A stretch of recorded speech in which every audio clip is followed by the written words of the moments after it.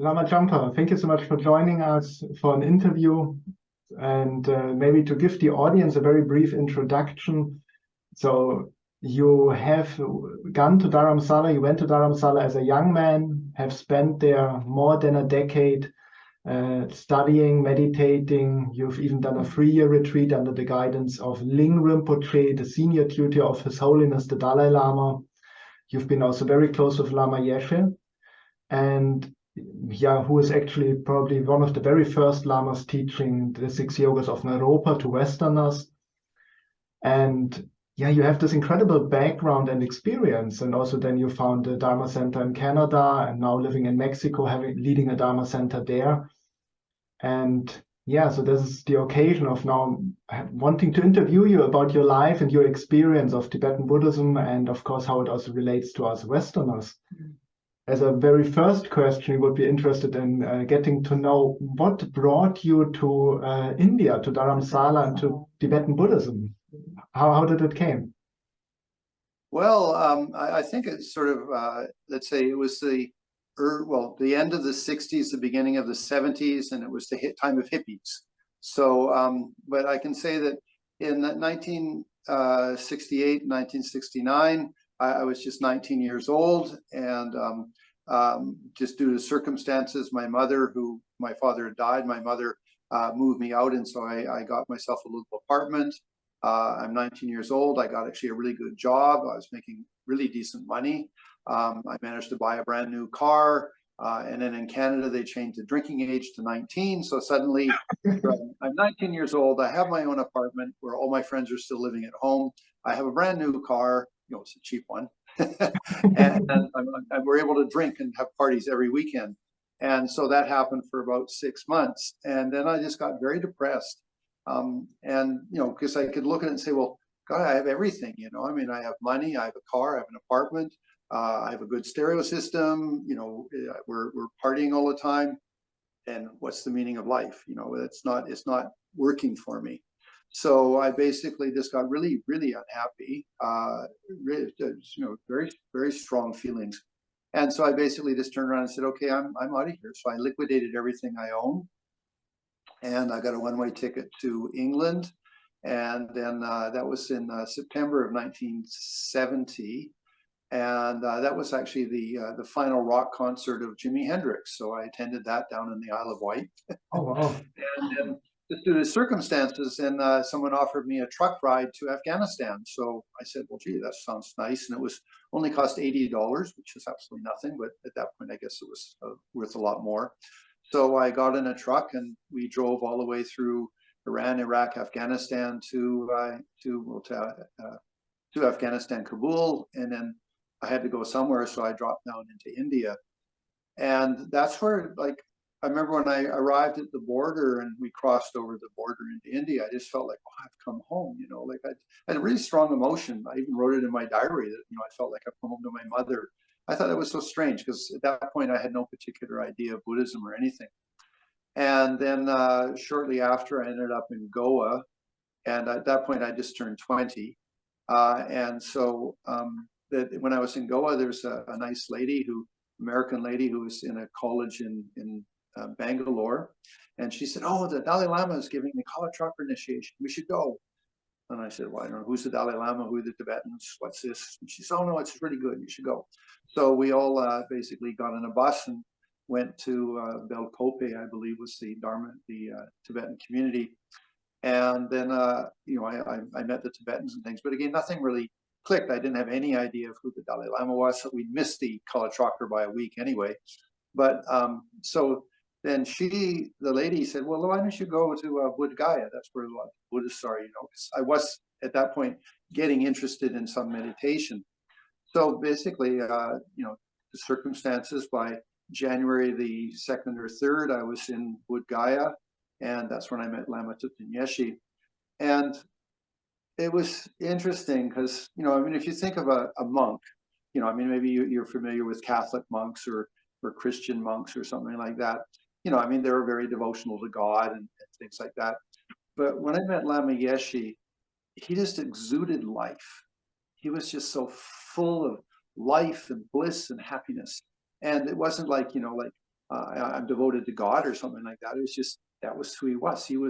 He tapped into, you could say, the meaning of life, and this was just full of energy. And I thought, wow, I want to be like him. He was just sort of so impressive. And so anyway, the short story is basically, I said, could you please be my teacher? He said yes, and we had to go to Nepal. We went to Nepal, and then I said I'd like to be a monk. And then later he took me to Dharamsala with the Dalai Lama, where the Dalai Lama was in India from Nepal. And I got ordained by his guru, Geshe Rapton. And at that point, there was only 3 of us that were living in India. I think there were some other Westerners that were with, Karmapa and stuff like that, like maybe Lama Ole or something. But at that point, there was Sangye Sangdrut, Sangye Tenzing, and myself. We were the 3 Buddhist monks of 1970.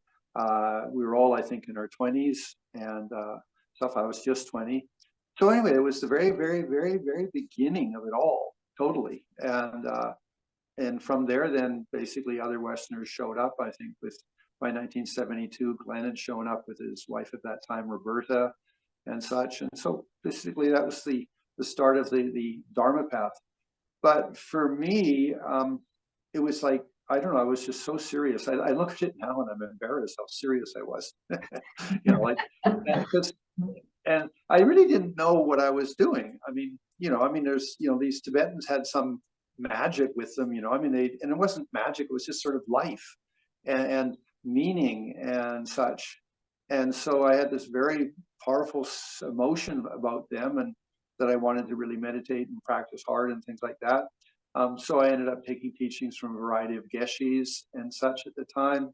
The Dalai Lama just started up the Tibetan library, so that was again like I think October of 1970. So we're really talking about October of 71 when he started that. So I continued and studied. I went back to Nepal very briefly to be with Lama Yeshe again, because I sort of had fallen in love with him. He was sort of very, very charismatic and full of life. But he sent me back to Dharamsala again, which is good, because in one way, I could say Lama Yeshe was quite ambitious to promote the Dharma in the West. And so, in a very positive way. I mean, he was wonderfully charismatic. He had, really, I could say he had realizations. He really had attained some definite goals and such. But he was, going to meet the Westerners and this and that, and I wanted to practice. So he put me back in Dharamsala. And so I did the 4 preliminaries at that point, 100,000 prostrations, mandala, Vajrayana. And then I attended more teachings with Geshe Darge and Geshe Rapton during those years.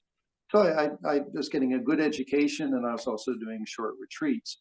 Then finally, by 1976, I'd been in India for 6 years. Then at that point spoke Tibetan quite fluently and such. There were a few more monks and nuns by then that had got involved. And so I think in 1977, I was in Bodh Gaya circumnavigating the stupa, and I heard 2 monks talking about Ling Rinpoche was going to give the transmission of the Great Retreat of Yamantaka. And I received that back in, I guess, 1972 with Glenn Mullen, and I both received that initiation at that time. And so I was like, oh, wow, that sounds really good. So I went to Ling Rinpoche and made an offering and said, could I please receive the transmission? And he said, yes, you can do it in another week or so. So shortly after then, I received the full transmission for what we call the Great Retreat. And at that point, I'd done, more than 150,000 prostrations, a lot of them in Bodh Gaya. I'd done, several retreats of Vajrayana. I was really sort of this intensive practitioner. Sometimes they say, in the Gelugpa, they're very intellectual, which I can't disagree. There's a great focus on study, but there is also a great number of Gelugpa monks that are very serious practitioners. In fact, Geshe Rapton and about 5 of his students called Geshe Pemba, Geshe Tupten, Geshe Wangel, they all basically were just retreatment lamas. They didn't live in monasteries and weren't just sort of teaching students and stuff. They were really going after their their experience and such. So I was very lucky. I was involved with that sort of group of Gelugpa Lamas. And so then Ling Rinpoche gave me the full transmission. And then he said, oh, but you need to do more preliminaries.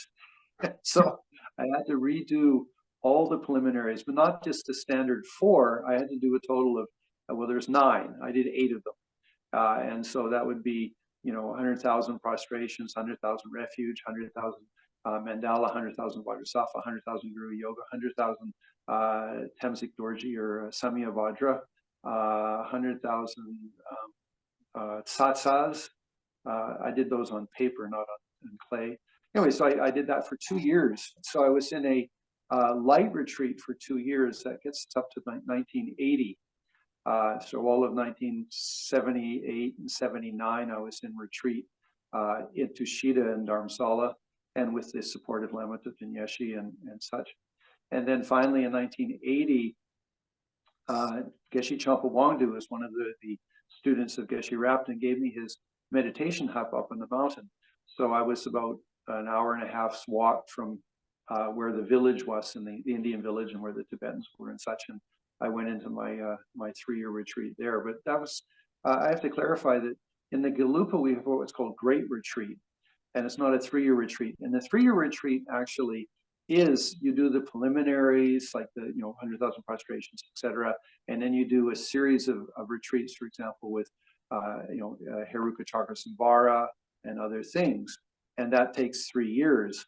Where in the Gelugpa we do what's called a Great Retreat, which is all focused on one deity. You have to have already done all of the preliminaries prior to that retreat, so it's a little bit of a different style. And you had to do, in this case, 15 million mantras, which takes about, well, 2 years, depends. I mean, some Tibetans can do it a lot faster, but I took 2 full years to do that. And then at the end of that, then I wasn't satisfied with the experiences that I'd had, although I mean, I'd had some very good ones and I had a very good situation. I moved further up the mountain to almost the level of Trion, which was a mountain pass. That's about 9,000 feet or something like that. And there was a sort of a cave there that one Gelugpa monk had been living in, but he never had the money to be able to stock it up for the wintertime. And so I traded him my hut for his hut, because I had a little bit more better money. I had some Australian students that were basically supporting me. So I stocked up the cave with, big tin cans of wheat and other such things like that. And then by then, actually, I was speaking Hindi pretty good. And because I'd spent 2 years on the mountain where all the shepherds were of the local Indian village, they all knew me. And they actually, I guess they liked me, because they came and they realized I was going to do a retreat. They came up and they gave me pumpkins and potatoes, which would last out the winter, if you stored them properly. So suddenly I was being supported by both the local Indian populace to some extent, at least the shepherds, and then the Tibetans. I mean, I had one young Tibetan who brought food for me when he could.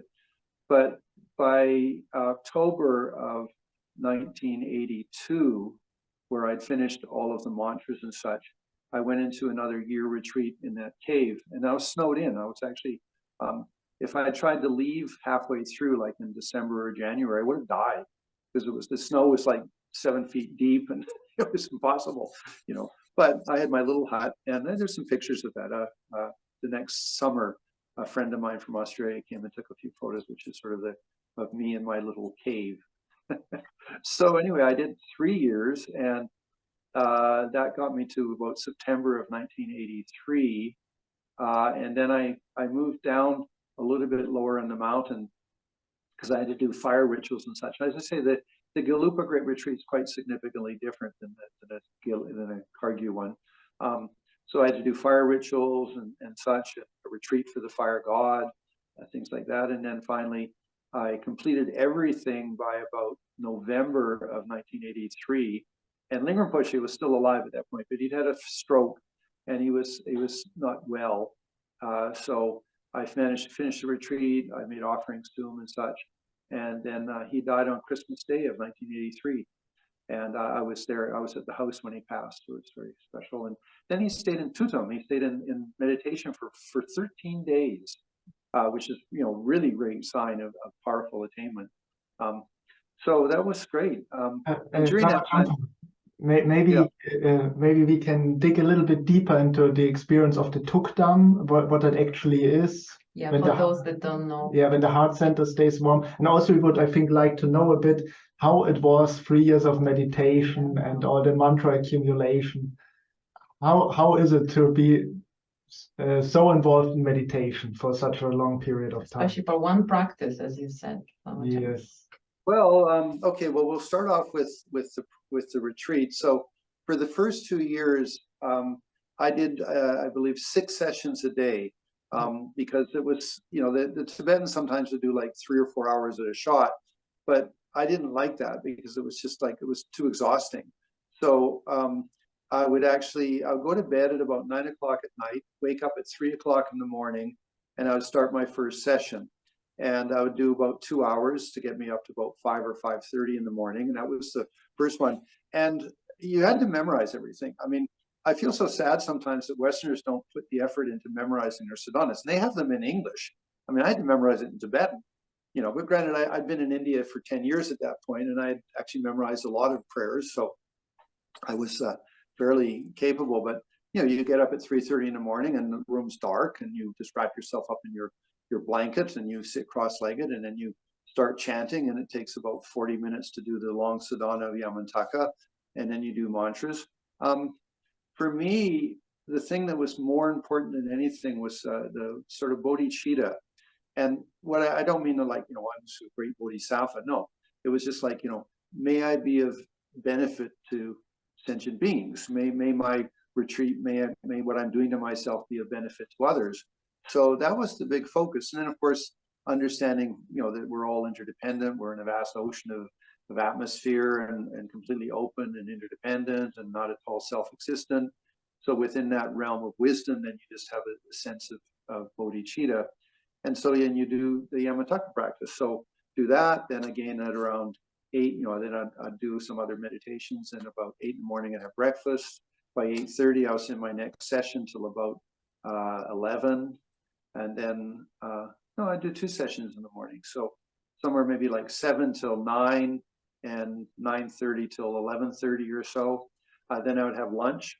It's sort of fun, actually. I'd only get food once every 2 weeks. I was very lucky. There was an old Tibetan man that lived in front of my retreat hut.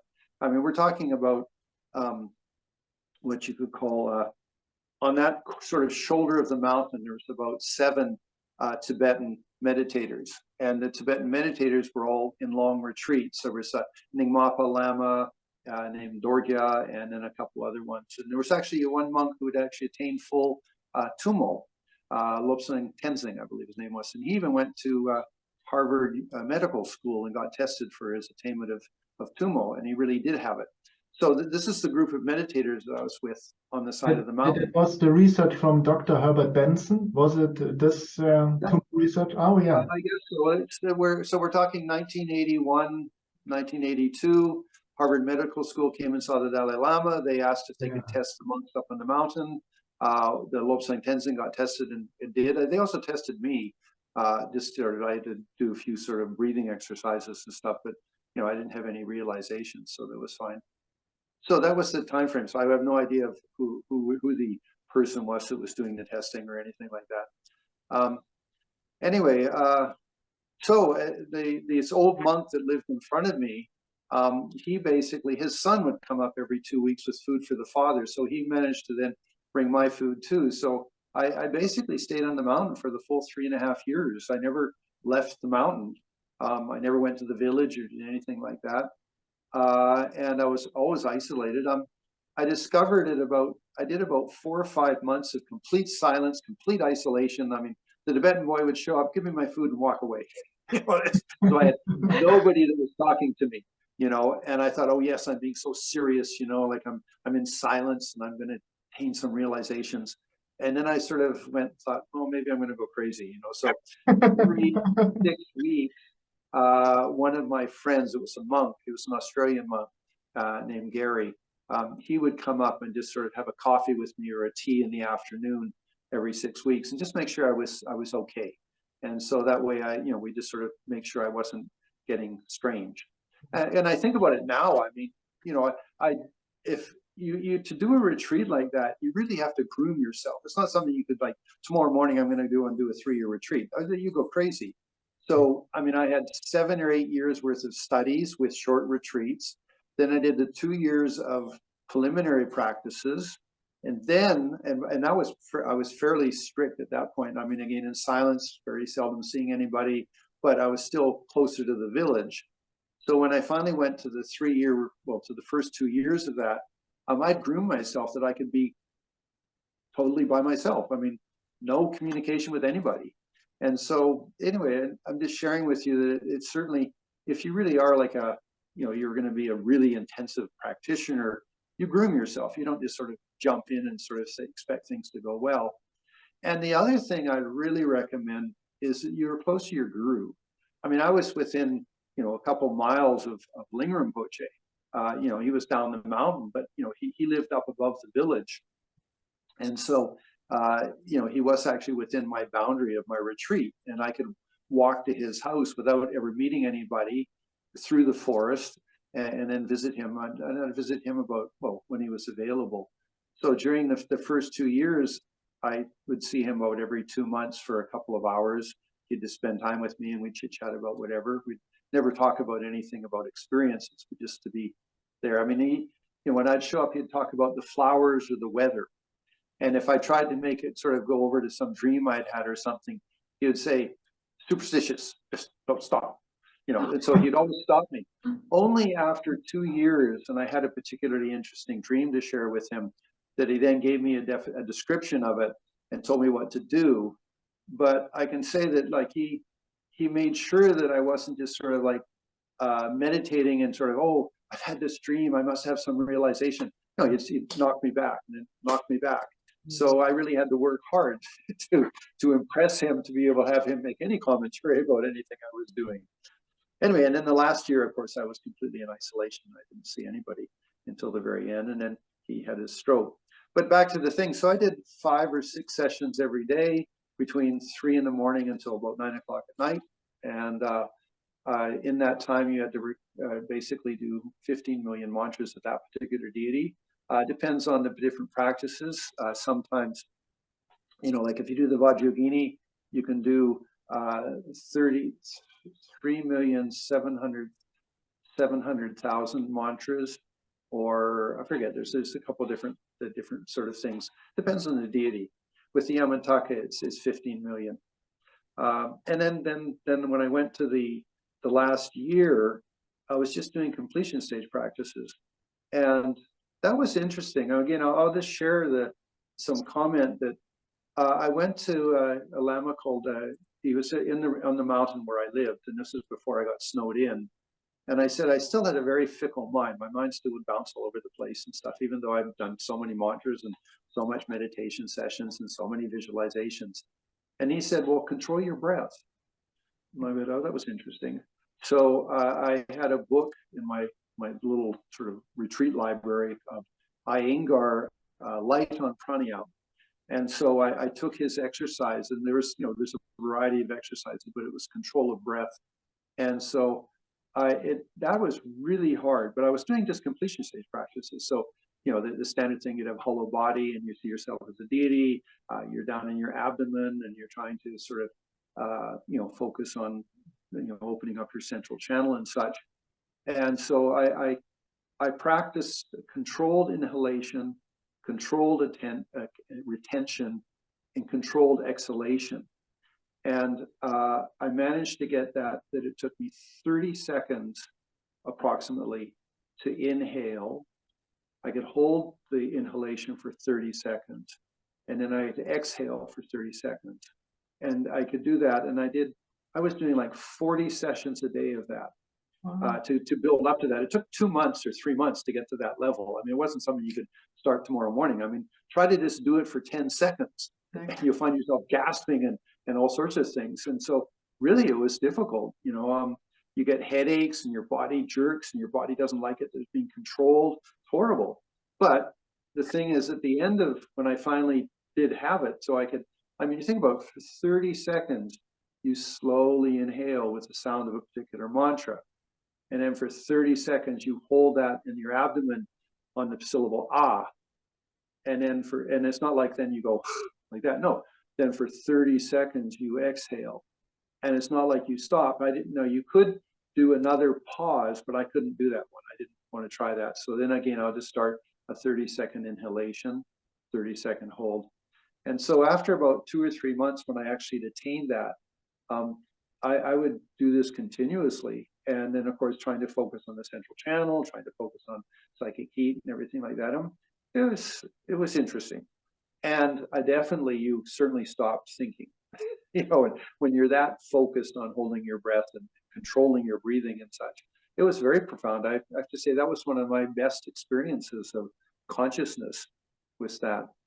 And then if you're sort of curious if I ever did got tumo, no, it's difficult. Every individual is a little different for their physique and their nervous system.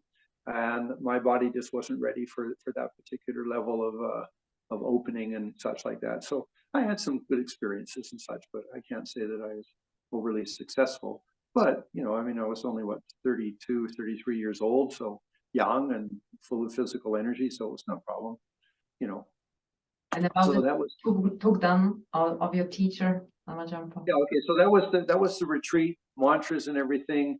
The big thing was to focus, I mean, because Yamataka is very wrathful, is to focus is what's the meaning of Yamataka? It's not like just I'm angry.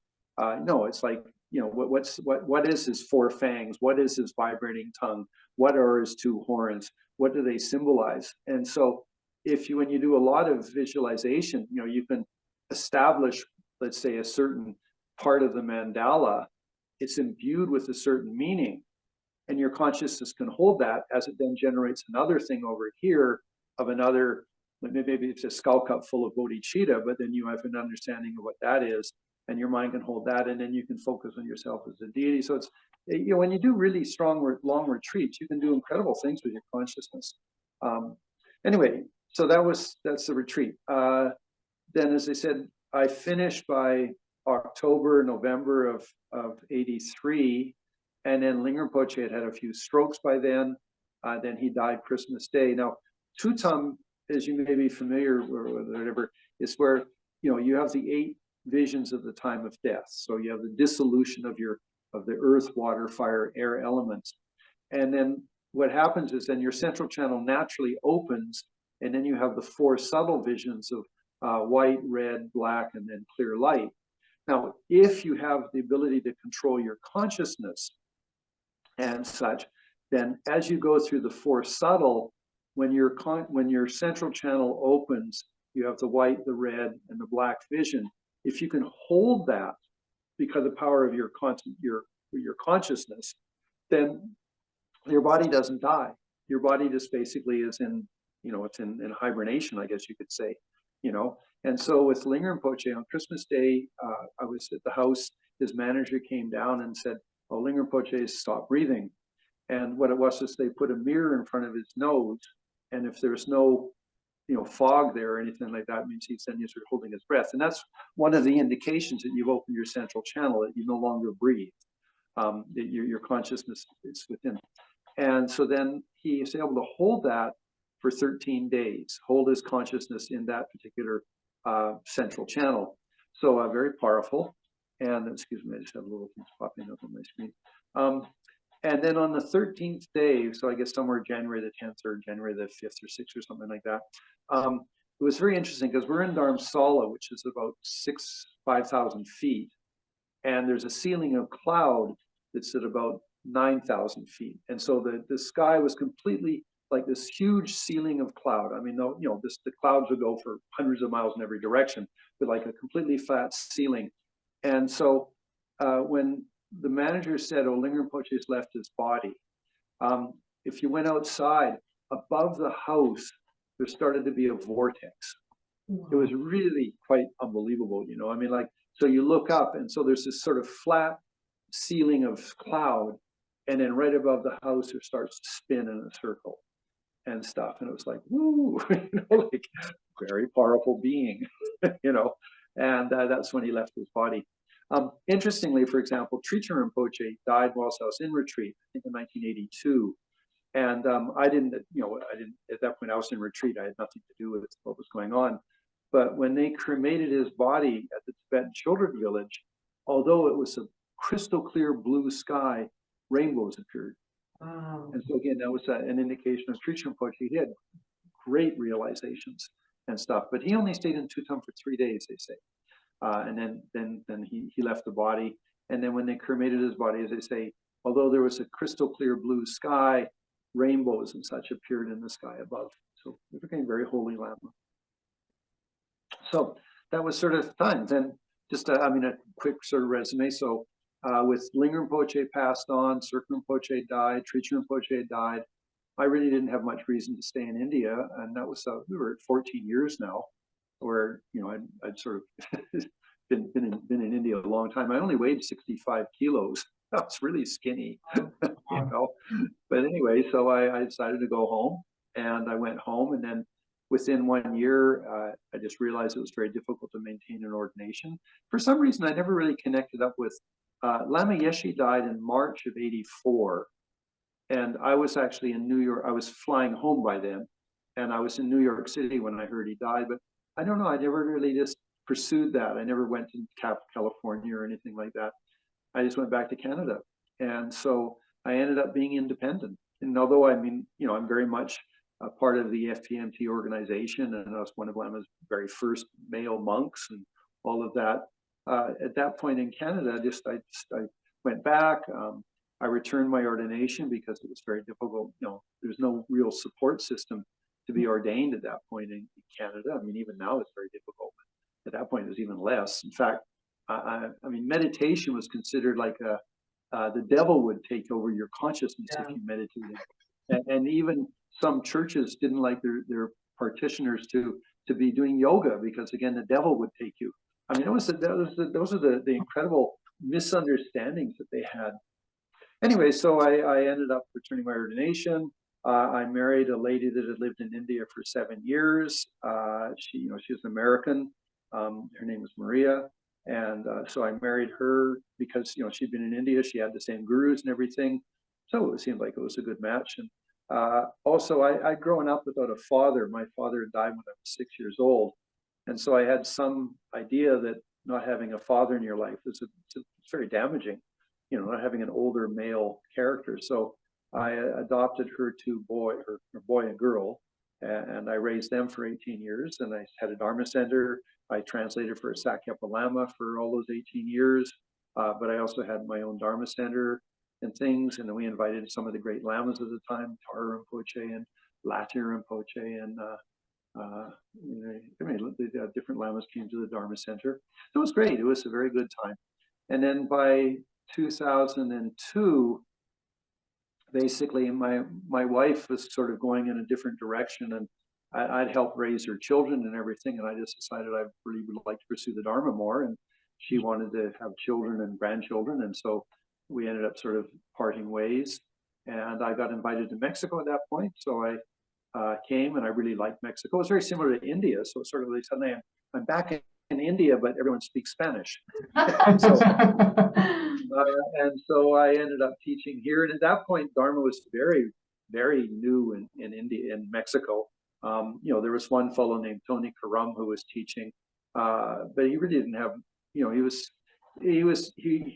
did really continue and teach, and still is teaching now. But at that point, he was very, young and really hadn't had much teaching. So I came here and started to teach, and then ended up in the city I live in. And at first, we just were independent. And at a certain point, I just said, no, you guys lead lineage. So we approached the FPMT, and Lama Zopa agreed. And actually, my name as a monk was Jhampa Zangpo. And then Lama Zopa named our Dharma center Renshin Sangpo.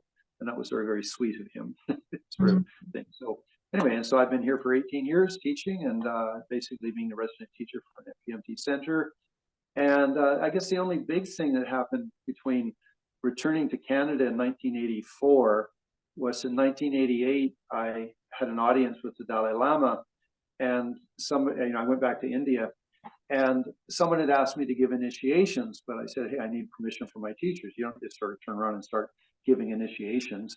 And so actually it was with the Dalai Lama, and I said, well, I've been asked to give initiations. Do I have your permission to do so? And he said, yes, okay. so I don't have a written permission from His Holiness, or from the office of the Dalai Lama. They'd never done that, but I did have a verbal thing, and I even tape recorded it just in case if anybody said Jhampa's lying. I said, no, listen, this is tape recording.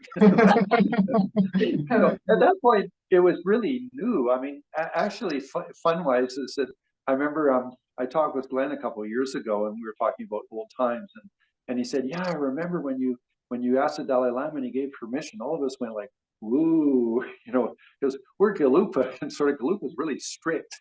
Right? So it was fun. So that's just sort of a brief introduction. So I'm certified. I can give tantric initiations and give commentaries. I've put in my time, done all the proper prerequisites and such like that. And I'm now in my 70s, and so I've celebrated more than 50 years since I first met the Tibetan Buddhism. Wow, what an impressive journey. So thank you so much for sharing it with us. Sure. Actually, I think what we would be also really interested is to get a bit more insights on your teachers. How is it to be around such incredible lamas with Rinpoche, Ling Rinpoche, Yeshe?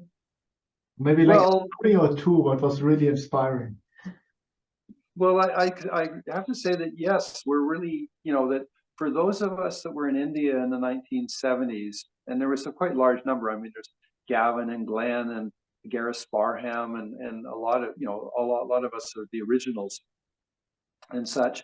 We were really lucky because our teachers were, whether it's Circa Rinpoche, Ling Rinpoche, Demolocha Rinpoche,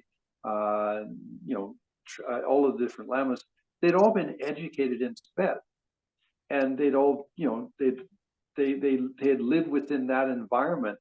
And so when we met them, they were all in their 60s and such and stuff, but they still had very much that energy of Tibet and the Tibetan culture and the Tibetan mystique. I mean, Tibet's a very special place. I mean, incredible energy and you can go to some places and you can literally feel consciousness. It's sort of like, it's really very incredible. I'm sure you've had lots of stories from other teachers. So, as I say, we were really fortunate. And I mean, you could say these teachers were very traditional, but the thing is, they were, you could say, the real McCoy. They didn't have cell phones, they didn't have all those other things like that. So they really were very special. And so we were very fortunate and received a lot of very good teachings and very authentic teachings and transmissions and such like that. And not to say that nowadays, it's that there aren't the teachers, but I think the quality is a little different because, almost every young Tibetan Lama now has a cell phone, and if not, they sometimes play Xbox and, things like that, when they're growing up. So it's a different environment now. And so with us out of the 70s and even a little bit of the 80s, we're very, very, very fortunate, very blessed. Mm-hmm. And maybe some story you might tell us from either of your favorite teachers on Lama Jhampa for inspiration for others to maybe have a feeling about their presence. Well, Ling Rinpoche didn't like to demonstrate much. I can be really honest. He was very clairvoyant and very powerful, but he didn't show very much. He always liked to be very quiet and very humble, and I'm sure other people would agree with that.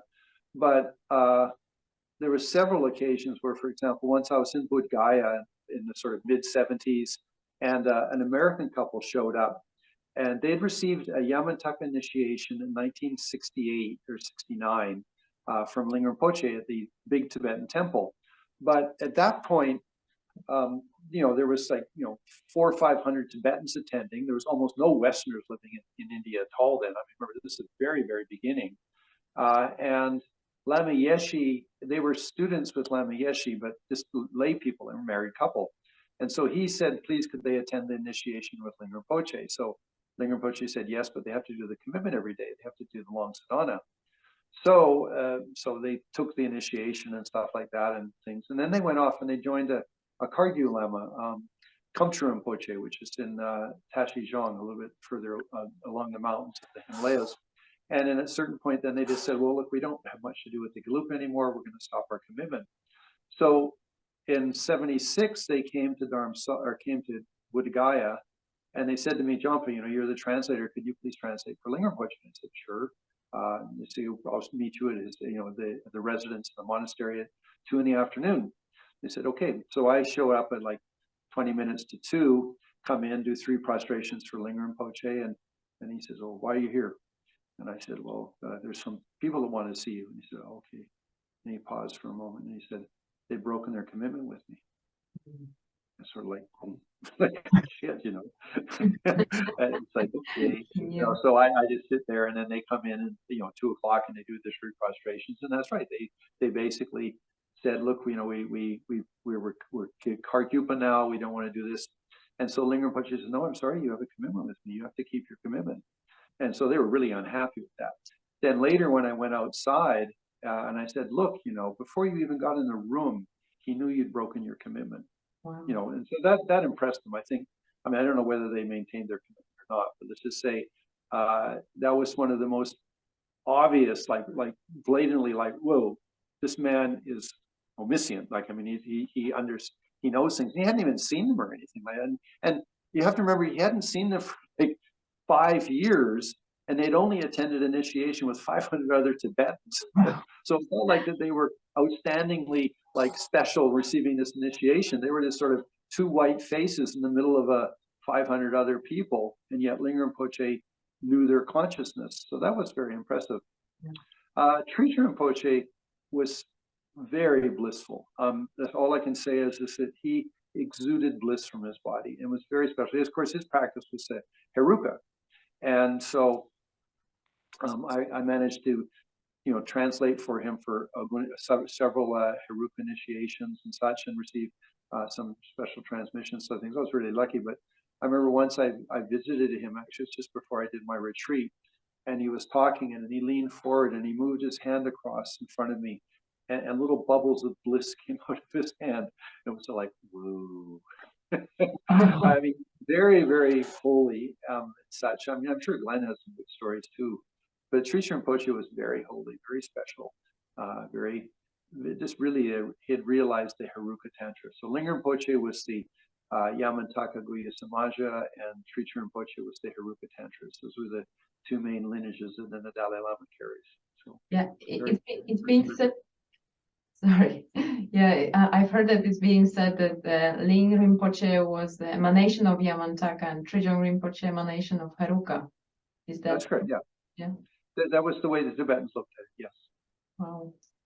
Wow. Such a privilege to spend time and receive teachings and transmission from such masters. Yeah. No, it's just very interesting that you have a Western background, and of course you are married now, and you've been living now in the West for long enough again. So what do you think about Tibetan Buddhism in the West? Is Tibetan Buddhism suitable for Westerners? Does maybe some things need a change in the Tibetan system without actually reinventing the lineage? Because probably we could say the methods are fully valid and working. And also, on the other hand, to how Westerners should approach it, because as you mentioned, Lama Jhampa, like now people are a little bit different. They also play the computer games. They have their goals in their relative lives, and they have their relationships, limited time, and so on and so forth. So is there any special way we should be receiving it and practicing it?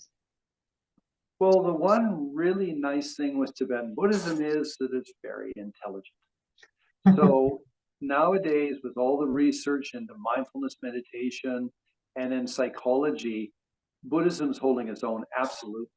So on the side of this, the Tibetan Buddhism, I can't say all styles of Buddhism, Tibetan Buddhism with the graduated path to enlightenment, or the words of my precious teacher, the psychology and the physiology of Buddhist practices are so relevant and real. Absolutely. You don't have to think that, oh, this is just a fantasy or something like that. So when you attend teachings and you're from a good teacher, again, if the teacher does a good job, you can really appreciate that this is real stuff. This is not just sort of some fantasy imaginations, particularly with the practice of Tantra. But, you know, just even the precious human rebirth is good self-esteem, and you need good self-esteem if you're going to practice. And then things are impermanent. Incorporate death and impermanence into your life, and so you live a full life. And then, you know, being inspired with refuge, all those teachings are very, very relevant and very appropriate for our culture. Now, they maybe need to be adjusted a little bit. For example, I mean, if we, you know, some teachers might talk extensively about the 3 lower realms, and I don't know if that really is so applicable nowadays. But, you know, I mean, I personally think that there are those realms that exist, but to use them as a motivation for why you should practice, well, I don't know. I mean, we're a little bit more educated than that. Not that to say we're educated to being stupid, but anyway. So the Buddhism on that side, incredible, absolute. And then the practice of Tantra, it is very profound in its psychology. There's no way that the practice of Tantra is just sort of, again, fantasy. It has a very real foundation. And when you move into the nerves and the chakras, it's your nerve energy, it's hormones. So again, very, very, you know, I mean, they have 2,500 years worth of experience of working with the human physical body. So definitely very, very powerful. So I don't know really, you know, the problem is people finding the time. So for example, I mean, you know, it would be good if one could do the 100,000 prostrations with good teachings. It would be good to do 100,000 Vajrayana practice. Mandala offerings, yeah, it's a creation of generosity, a generous heart. Guru yoga, getting more connected with your teachers and such, all very good. A little bit, Guru yoga, I think, needs to be adjusted a little bit, because in so many ways it says, like, I mean, you can't see anything negative about your guru. Is sort of like an extremist position. Whereas what you need to look at is that these teachers have the experience, and you have complete confidence in that. Not that somehow that they're the Buddha and the movement of their hand is somehow doing something magical, or that's all bullshit. You know, no, just that, like, you go to a teacher and this teacher has realized, you know, the clear light. They've gained that experience, or that they have, you know, they've opened their chakras, or they, you know, or that they've got, you know, infinite love and compassion. I mean, those sorts of things, you seeing that in a teacher is a blessing for you. So therefore, Guru yoga is the only one that maybe needs to be, you know, slightly readjusted. But to give absolute power over to some person, no, I mean, that's where all the abuse comes from. So no, I don't agree with that. But I do believe that Guru yoga is a very powerful practice for self-development. And it's very special, but you do need teachers that that have good realizations and don't abuse, you know. Anyway, so that's in Guru yoga. So Tantra, very good thing. So for Western practitioners, as much as they can, you know, if they're lay people, obviously they can't do a lot of practice, but if you're, you know, single with a, you know, I don't know, some sort of a pension or something like that, or let's say if you're a monk or a nun, then you can really maybe do some very, very deep practice. But even as a layperson, you can practice well. I mean, you don't need to. But really, when I thought about being a monk, I never thought about it in terms of I have all these precepts. I thought about being a monk as being, I'm eliminating a lot of distraction. And that's what the thing is. So, for example, if you're single, you're almost like equivalent to being a monk, because, you know, you're basically focused on what you're doing.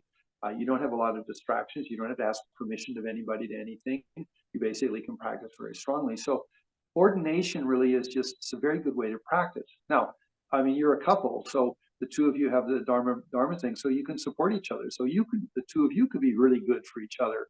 And when one of you isn't doing so well, the other one can support and stuff. And so, you know, whether you practice slowly or quickly is your own choice. But the thing is, so being in a Dharma couple relationship can also be incredibly beneficial. It's not like you need to be single, no, but you just need very supportive environment, and you know, both of you are working hard. So I think Westerners can practice pretty much everything within the Tibetan system.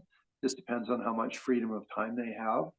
It might be a delineator of how much they can do, but even then, I mean, practicing well, changing your attitude, being more beneficial. Those are just those are natural qualities. I mean, almost all religions have them.